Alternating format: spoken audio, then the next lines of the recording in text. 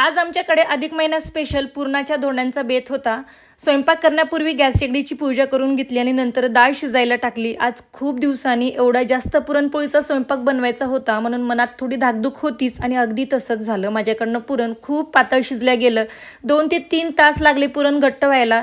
इथं सर्व स्वयंपाक बनवून घेतला। आता फक्त पुरणाचे धोंडे बनवायची शिल्लक होते।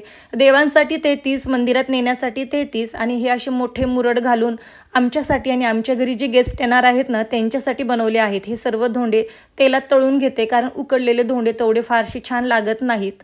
हे छोटे जे धोंडे आहेत ते देवांसाठी बनवले आहेत। आमटी सुद्धा बनवून झालेली आहे, फक्त आमरस बनवायचा शिल्लक होता, तोही पटकन बनवून घेतला। आणि हे आमरस पात्र लग्नात घेतलं होतं, त्याचा वापर आज होतोय।